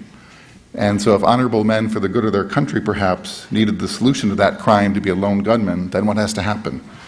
The medical evidence must be suppressed and lied about, and in some cases destroyed and perhaps even altered. And so lo and behold, this is what we find. Now, Gary just covered a great deal of that. We learned in the 1990s that the HSCA wrote a complete falsehood in their report about the corroboration of the location of the head wound by the people they interviewed. And it's quite unusual, actually, for them to actually put a complete falsehood as opposed to figuring out clever ways to mislead people. And it's a sign of desperation in some sense. So as Gary showed, that suppressed witness statements proved that they, in fact, didn't receive that information at all and misrepresented it. The autopsy photographs, as you saw, now are in direct contradiction to virtually all the autopsy witnesses and witnesses at Bethesda, which is a puzzle, although Gary again showed the lack of authentication of the camera that also came out as part of the review board's work. There's also Sandra K. Spencer, who was interviewed by the review board for the first time. She developed autopsy photographs and told the review board that the photos and evidence are not the ones that she developed. Now, I think this one is a little more complex. I actually believe that this is a second set of photographs that was possibly taken by Chief Knudsen even after the reconstruction of the body for reasons which are unclear, although it certainly shows that pictures can be made to disappear. And as Gary also covered, the brain photos which are used to support the official theory of the shooting also have problems. They're circumstantial evidence of an amazing event if it occurred, which is that two brains were subjected to two separate brain exams by personnel which included Dr. Humes and Dr. Boswell on both occasions, which would be quite an amazing thing. And John Stringer, the person who is alleged to have taken the photographs that are in the archives, disavowed them in 4 very specific ways before the review board.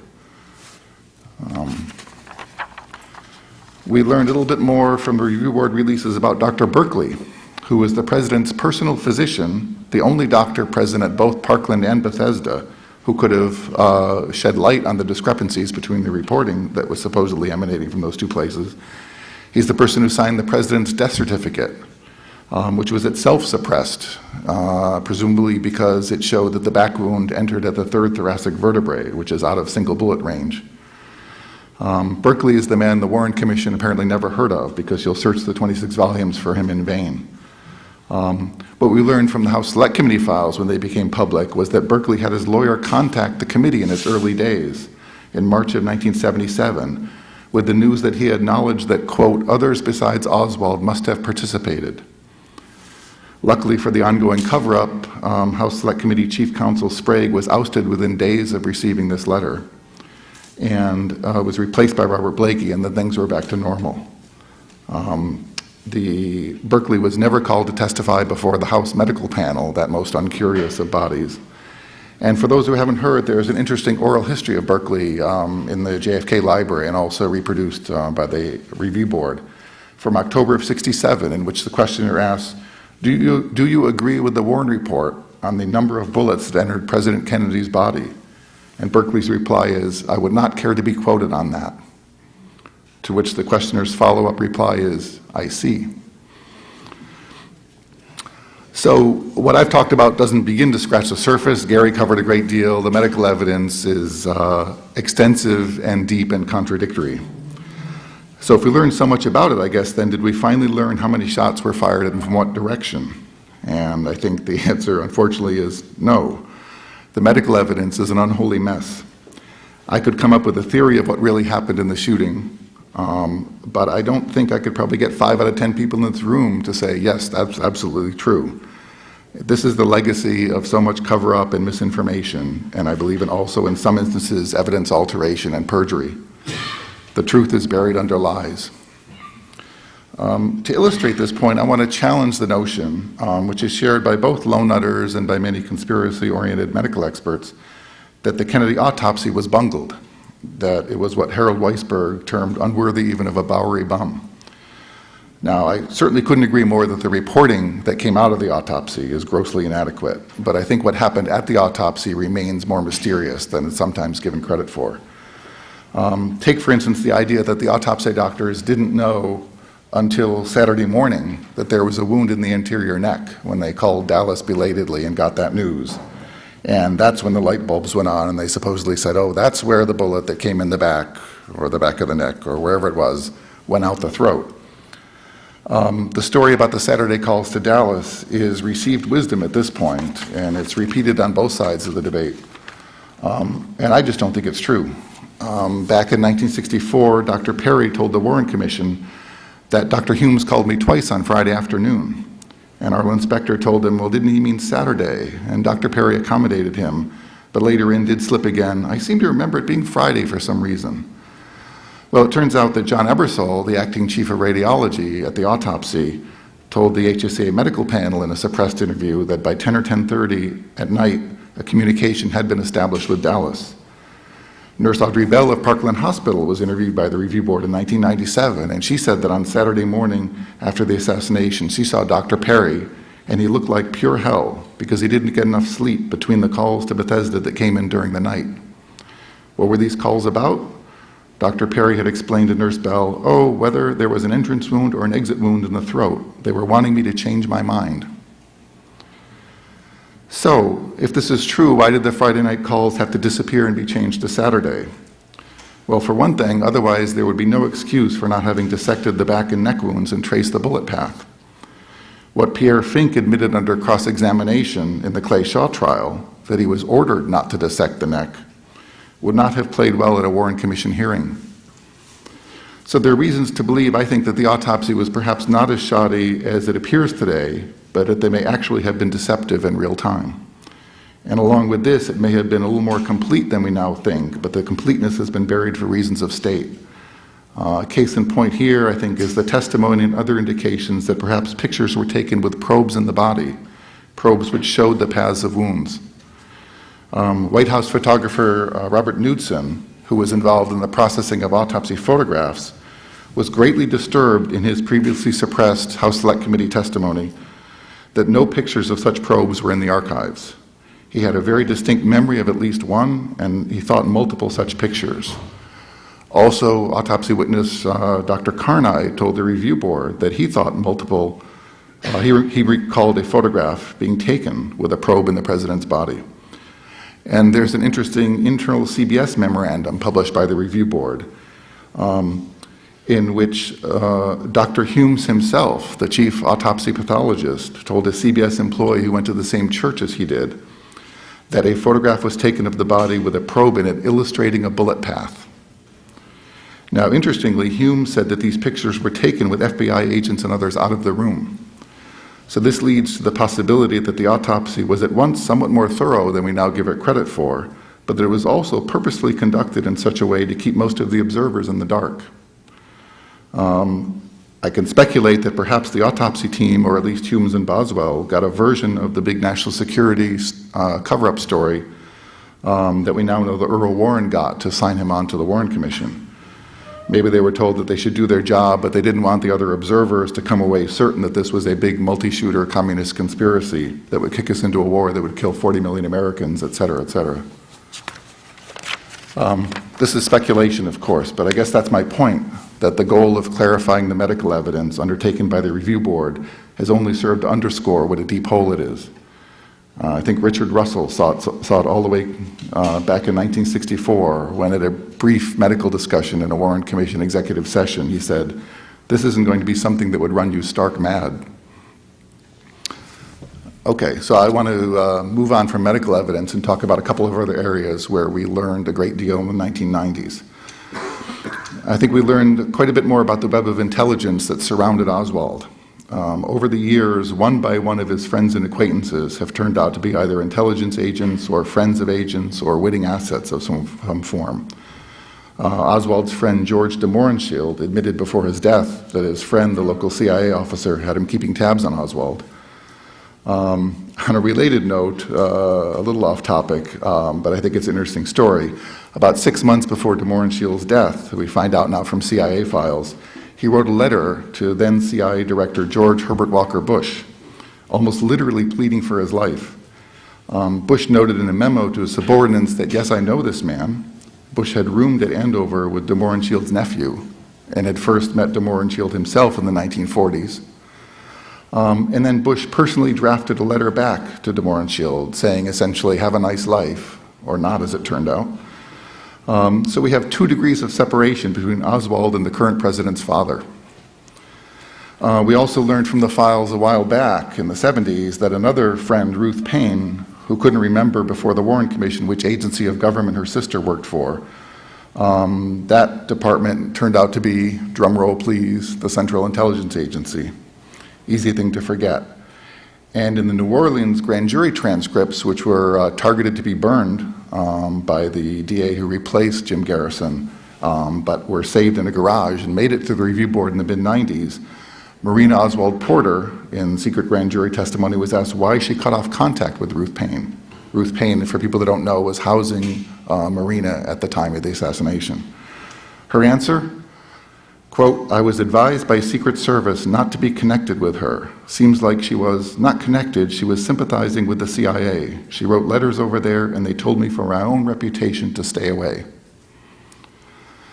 Speaking of the Garrison investigation, we learned more about the CIA's monitoring and intense fear of that effort. There was a 1967 meeting of high-level officials in counterintelligence, and Ray Rocca, who was head of research and analysis of that division, predicted that Garrison would in fact obtain a conviction. Declassification of the 90s also showed that Priscilla Johnson, one of the 2 journalists who interviewed Oswald during his alleged defection to the Soviet Union, and later author of the book Marina and Lee, had applied to work for the CIA in the 50s and was considered by some in the agency to be a witting asset of theirs. Also in the 1990s, a photograph surfaced which finally proved that David Ferrie and Lee Oswald were together in the Civil Air Patrol, and so on and so on. We also learned, courtesy of Jeff Morley more recently, that the CIA officer brought out of retirement to serve as liaison to the House Committee turns out to have been the man who was in charge of running the DRE, the Cuban exile group, which included Carlos Springrear, who had the scuffle with Oswald and debated him in New Orleans. Robert Blakey has since said that if he knew at the time who Joanides, this man, was, he would have had him on the witness stand and not serving document requests. In summary, there are no documents which prove that Lee Harvey Oswald was himself an agent of U.S. intelligence. Not that you would probably find them if there were. But if you look at his friends, he was either an agent of some form or he was certainly surrounded and watched by those who were. In another area that's of great interest to me, Mexico City, we learned a whole lot, although I'm afraid that this is another one of those areas where the more you stare, the more you go blind. We learned first that Earl Warren was reluctantly brought upon board the President's Commission, and we learned this from Johnson taped phone calls, which you can listen to. Johnson told him something that Hoover told me about Mexico City. And whatever that something was caused Warren to begin crying. And that first week, Johnson was banding about with other people the figure of 40 million Americans dead in a nuclear exchange with the Soviets. And we now know that this story that the assassination would lead to Castro and possibly to Khrushchev had a great deal of quote evidence behind it. Some of which is available now and some of which you only get whispers of to this day. The evidence is ultimately false, certainly in my view, but it was nonetheless used in order to put the people onto the cover-up who normally might not have participated. We learned that, for instance, despite denials by the CIA and FBI that a tape recording of someone phoning the Soviet embassy in Mexico City and calling himself Lee Oswald was listened to by FBI agents in Dallas while Oswald was still alive, and those agents reported that the voice on the tapes did not match the living Lee Harvey Oswald. We learned that FBI Director J. Edgar Hoover informed the new President Johnson of all this on the morning after the assassination, and that the tape of this phone call has itself been erased. We learned that the CIA translators, as well as David Phillips, remembered a third call, a lengthy call, with Oswald speaking in English and asking the Soviets for money. This is a tape call which appears nowhere in the transcript record we have now. Such a call, if it existed, has disappeared from the record, but perhaps it would have been what scared the federal government into a national security cover-up, not the more innocuous visa-related calls which are now on the record. John Newman and Peter Dale Scott have both written about the cables of October. When Mexico City sent a cable on Oswald's visit in early October of '63, headquarters sent back a cable to Mexico City, which included false information about Oswald. For example, noting that the last information they had was from 1962, when in fact they'd received FBI reports from quite recently. At the same time, the very same officers sent a cable to other agencies of the government, including the FBI and state, passing along an incorrect description of Oswald. And when CIA officer Jane Roman, one of the people involved in putting together both these cables, was confronted in 1995 in an interview by Jeff Morley and John Newman, she admitted that, "I'm signing off on something I know isn't true," and said that this indicated information held very tightly on a need-to-know basis. And this is prior to the assassination, of course. We learned that the CIA, besides its telephone tapping and photo surveillance operations, had at least 2 human informants in the Cuban embassy, that they bugged it with microphones, picked its trash, followed embassy-related people around in vans, monitored all flights to and from Havana, and obtained the passenger list from those flights, and on and on. If anybody plotted to murder President Kennedy inside the Cuban embassy, the CIA would have been the first to know. Now, the House Select Committee did a much better job pursuing Mexico City than it did the medical evidence, in my opinion. There are certainly a few pretty searing letters from the head of the committee to CIA head Stansfield Turner, although in the end, the committee buried most of what it learned. It also chased the Castro did it boogeyman that the CIA trotted out for it, just as it had the Church Committee earlier. Now, I could go on with tidbits of things we've learned, but the problem is that it's really hard to fit them together into a coherent whole. When CIA employees interviewed by the House Select Committee weren't busy being able not to remember anything, what they said usually conflicted with the written record. Even Ann Goodpasture, who in the early '70s wrote the CIA's 133-page chronology of Mexico City events, presumably for the purpose of keeping its falsehood straight, she started out her 1995 Review Board testimony by saying that she might say things that conflicted with the written record because of faulty memory. When Ray Rocca, who was the head of research and analysis and counterintelligence, was shown the cable traffic by the House Select Committee in his interview, he had a great deal of trouble answering questions and finally threw up his hands and asked, "Where are the earlier cables?" Win Scott, the famed Mexico City CIA chief of station, wrote in his memoirs the following, which was quoted by Chairman Lewis Stokes of the House Select Committee in a strongly worded letter to Stansfield Turner. And Scott wrote, quote, "Persons watching these embassies photographed Oswald as he entered and left each one and clocked the time he spent on each visit." As many people know, the agency has never adequately explained why it could never produce a photo of Oswald, nor has it offered a believable story about the tapes. So, from all that's now available, can we piece together the story? I think the attempt is important because it's my belief that what happened in Mexico City, if known, has great explanatory power for the rest of the assassination story. But this is precisely why it's been subjected to the same level of obfuscation as the medical evidence. Smarter people than I have studied Mexico City in detail, and so far I think we still have more questions than answers. Peter Dale Scott's Deep Politics 2, I think, asks most of the good questions, and the new releases since that book have added a lot more questions, but precious little in the way of hard answers. The central issues as I see them are, one, was Lee Harvey Oswald impersonated in Mexico City, either telephonically or in person or both? And related to this, who was the mystery man in the photos that were sent up? Another question is, was the record of activities recorded more sinister than the visa shopping on the part of Oswald that we see in the record? And by this, I don't mean the Alvarado story of Oswald taking $6,500 to kill Kennedy in the embassy, because to me that seems like it's reasonably well debunked and an improvisation after the fact. There are more subtle mysteries about the question of whether Oswald or someone pretending to be him threatened the life of Kennedy in the Cuban embassy. And certainly there's the question of whether there's a missing tape transcript more sinister than the ones we have transcripts of now in the record. And lastly, I think an important question is whether the Oswald activities, whatever they were part of a legitimate intelligence operation, part of an assassination frame-up plan, or both. The only answer I feel I can confidently make to those questions is that Oswald was impersonated telephonically, at least. Beyond that, the questions beget more questions, and just as in the medical evidence, you find that the witness accounts vary widely from what's in the written record.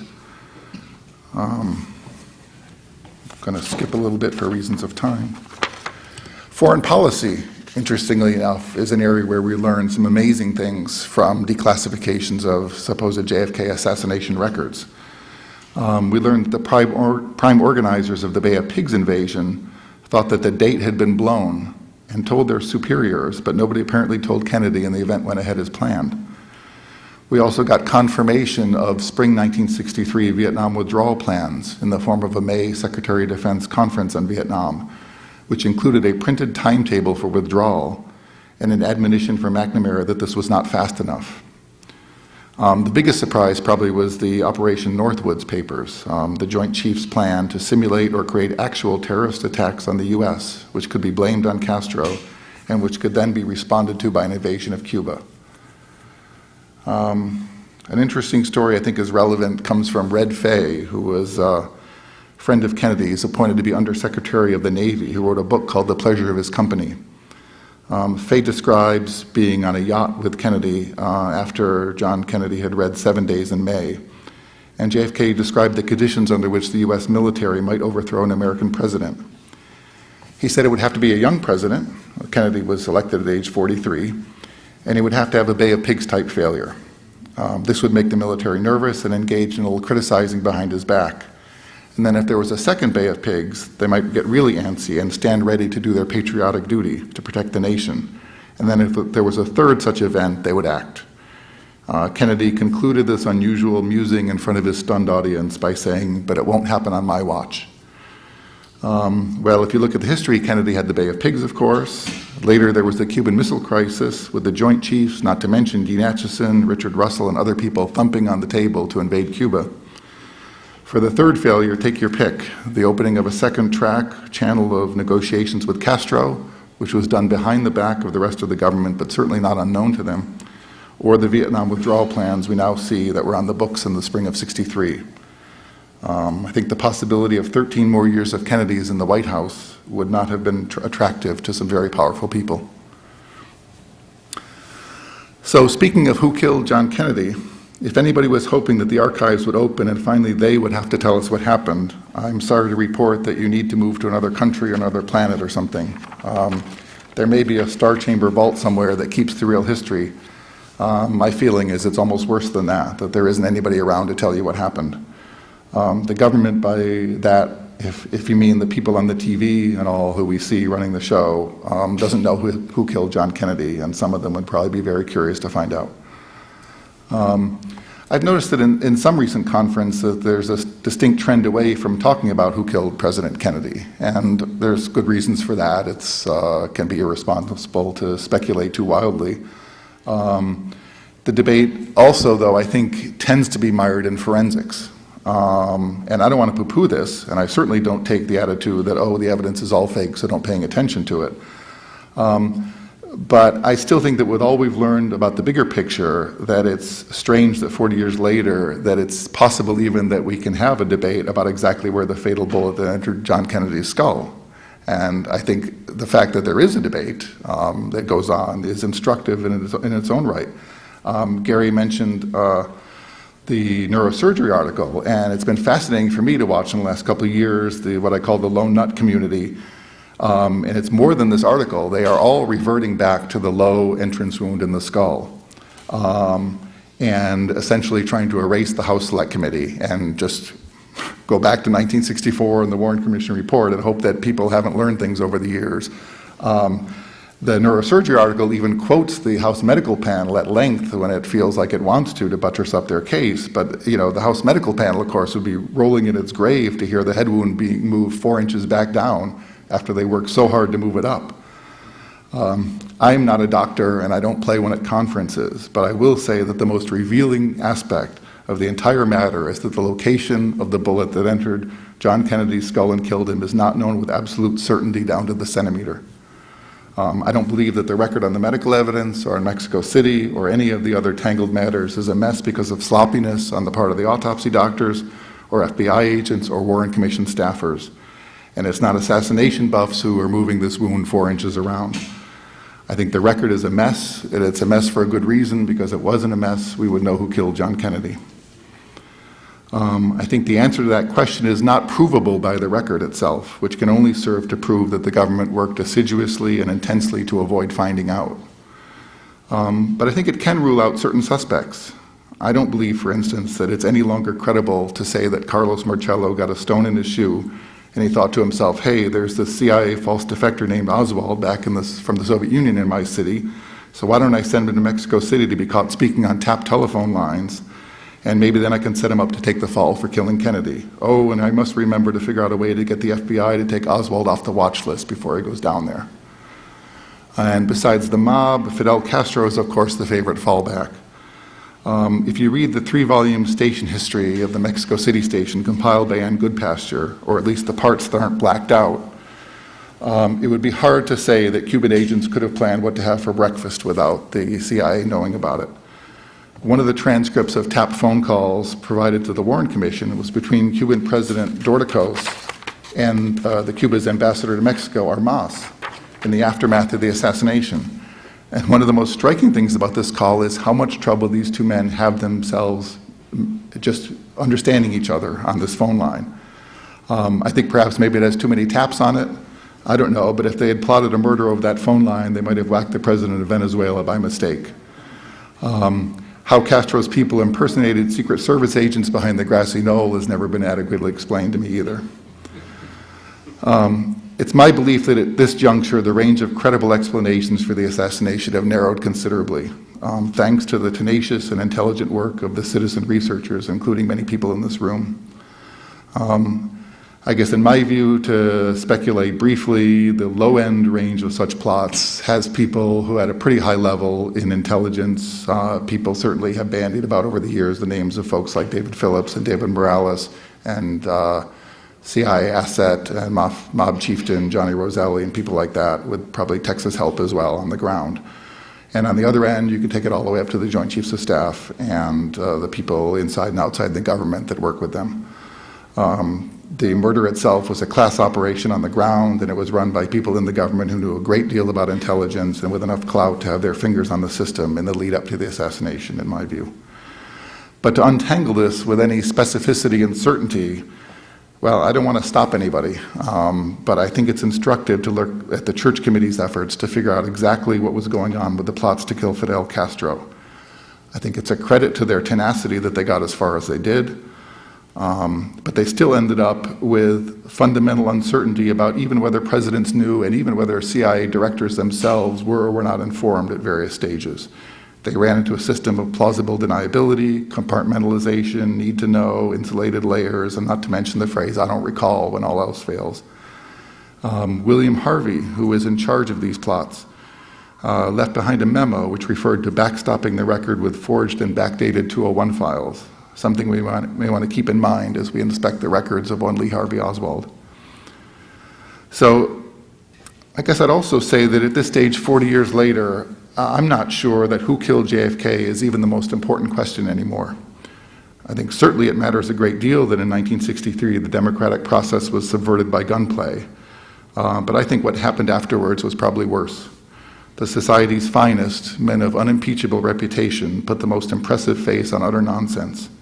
And the media and the rest of responsible society lined up behind them and has been done so ever since, and the damage done is untold.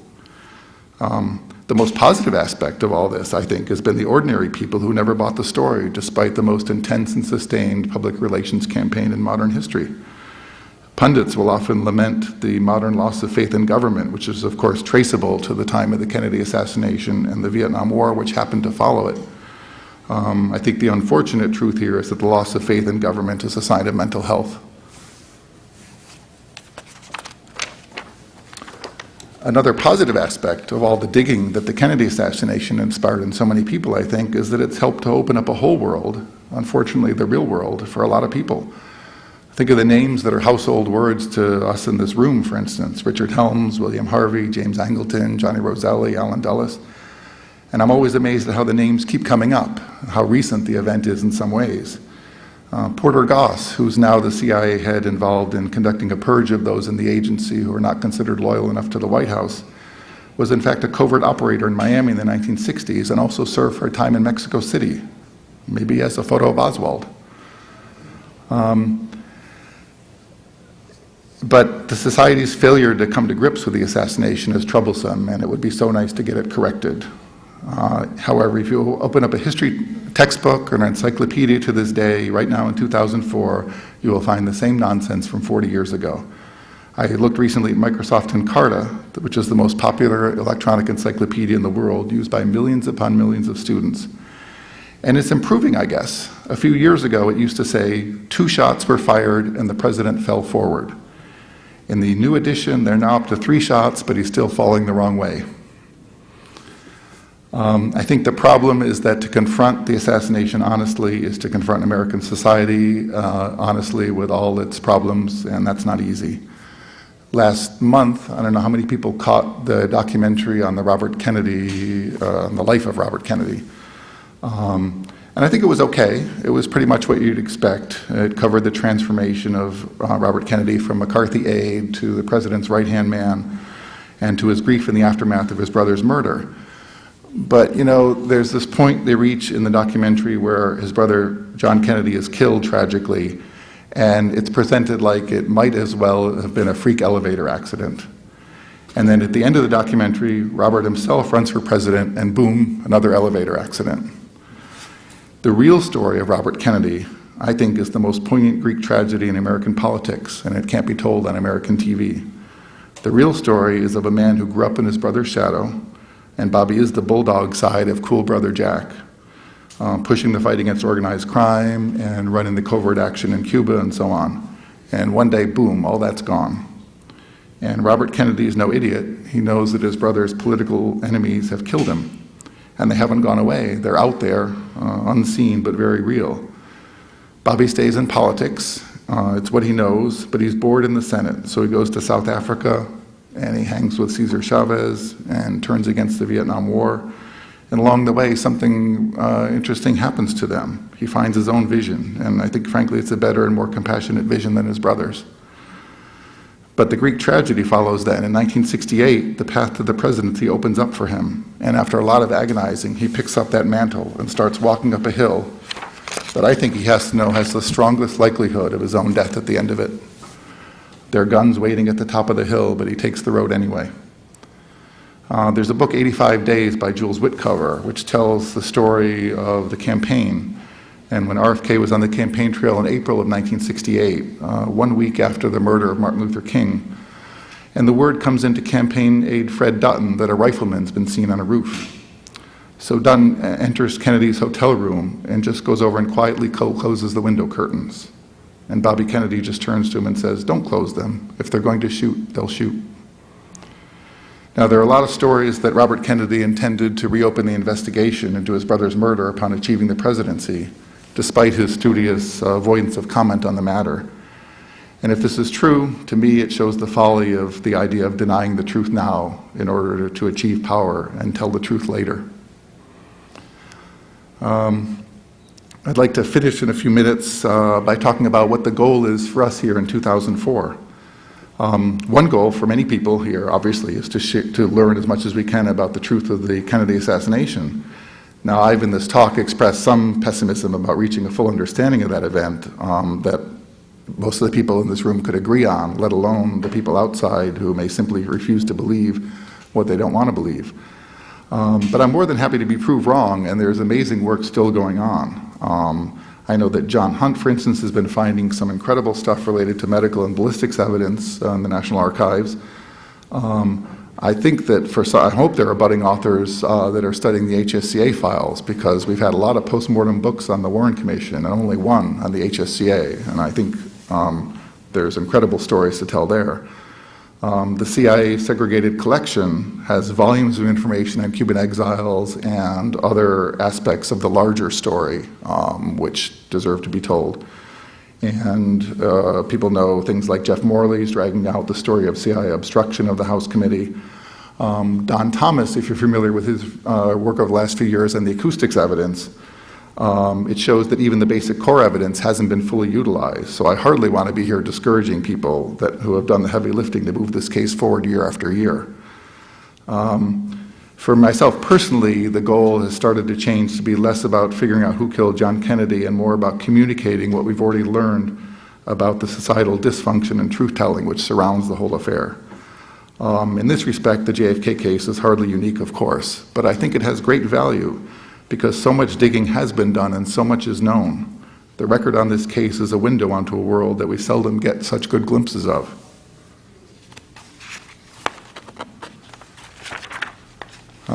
I think the longer-term verdict of history is actually still up for grabs. Perhaps a major breakthrough may occur, or books being now written may eventually win the day. It's also possible it may simply have to wait until the assassination is old and safe, like the Lincoln assassination is today, and when every major figure alive at the time is dead, and the Cold War is some antiquity. And when it's finally safe to do so, perhaps the historical profession will be the first mainstream institution to pick up the voluminous threads that have been laid down, both by the hard work of getting the government's record declassified and by the expert analysis provided by people in this room and outside it.